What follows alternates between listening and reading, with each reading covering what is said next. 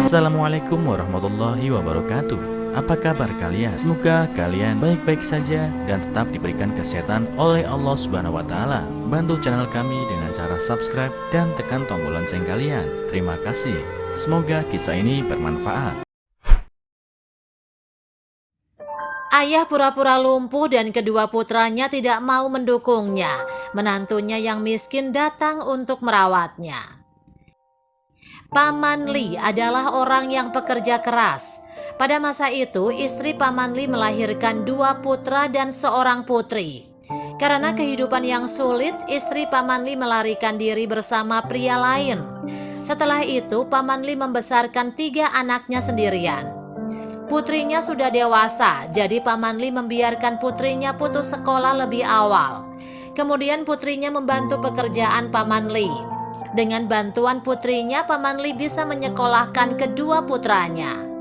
Setelah lulus dari kuliah, kedua putranya mendapatkan pekerjaan di kota dan menetap di kota. Kedua putranya juga sudah menikah. Karena putrinya telah bekerja untuk membantu adik laki-lakinya belajar, dia terlambat menikah dan akhirnya hanya menikah dengan seorang pria miskin dari desa tetangga. Melihat putra dan putrinya semuanya sudah menikah, Paman Li merasa lega. Paman Li juga semakin tua. Agar tidak mengganggu anak-anaknya, dia tinggal sendirian di rumah lamanya di pedesaan. Paman Li mandiri dan tidak meminta bantuan pada anak-anaknya. Anak-anaknya akan pulang mengunjunginya selama tahun baru Imlek dan Paman Li juga merasa sangat puas. Tetapi seiring berjalannya waktu, Paman Li semakin tua. Dia tidak bisa melakukan banyak hal sendiri dan dia merasa semakin kesepian. Meskipun putri dan menantunya sering datang mengunjunginya, putra-putranya jarang bertemunya selama setahun. Paman Li sangat merindukan mereka. Paman Li ingin tinggal bersama putra-putranya, tetapi dia adalah orang tua yang tidak punya banyak uang. Dia tidak ingin membebani putranya. Jadi meskipun Paman Li merindukan putranya, dia tidak pernah mengatakannya. Pada saat itu Paman Li berangan-angan bahwa jika dia punya uang beberapa ratus ribu yuan, dia dapat menggunakan uang ini untuk tinggal bersama putra-putranya. Secara tak terduga, angan-angan Paman Li menjadi kenyataan. Sebulan kemudian, rumah Paman Li dihancurkan karena terkena proyek pembangunan jalan desa. Paman Li mendapat kompensasi rumahnya 400 ribu yuan, sekitar 911 juta rupiah. Paman Li benar-benar merasa seperti mimpi. Pada hari Paman Li mendapatkan uang, dia ingin memberitahu putra-putranya tentang hal itu. Tetapi dia ragu-ragu. Paman Li takut jika dia berbicara dengan putranya tentang uang pengganti rumahnya. Setelah putranya mendapatkan uang, mereka tidak akan peduli padanya lagi. Kemudian Paman Li membuat rencana lain. Beberapa hari kemudian tersiar kabar bahwa Paman Li lumpuh di tempat tidur. Paman Li menghubungi kedua putranya dan ingin mereka datang menjenguknya. Setelah putra-putranya datang, Paman Li bertanya pada mereka tentang siapa yang akan merawatnya. Begitu Paman Li selesai berbicara, kedua putranya saling memandang dan tidak berbicara. Dan kemudian putra tertua pergi dengan dalih bahwa dia memiliki sesuatu untuk diurus. Ketika putra kedua melihat kakak laki-laki pergi, dia juga mengatakan bahwa dia sedang sibuk, lalu pergi seolah-olah ingin menghindar.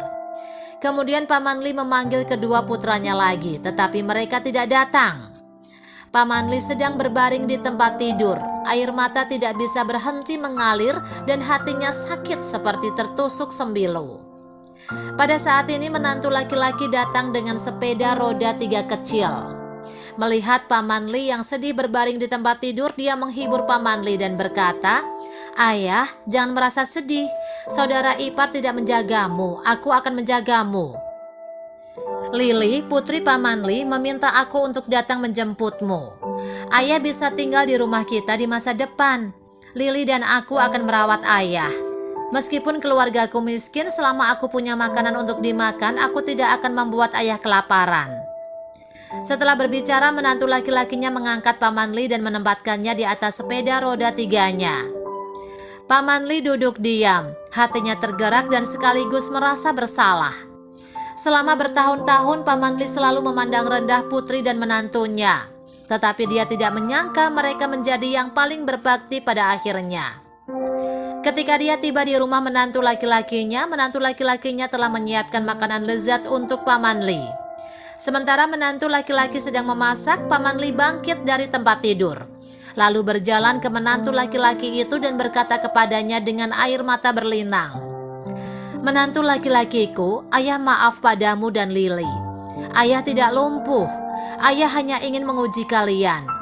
Kedua putraku, ayah tidak berharap mereka mengecewakanku."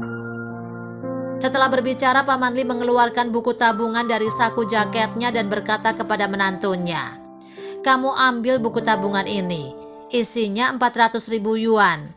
Ambillah sebagian dan sisanya anggap itu sebagai uang pensiunku." Menantu laki-laki itu agak tercengang ketika melihat ini. Dia tidak mengambil buku tabungan dan berkata kepada Paman Li, "Ayah, saya tidak ingin uang itu. Adalah wajib bagi kami untuk merawat ayah di hari tua. Kami akan hidup dengan kehidupan yang baik di masa depan." Mendengar ini, Paman Li memeluk menantunya dengan erat. Air matanya mengalir.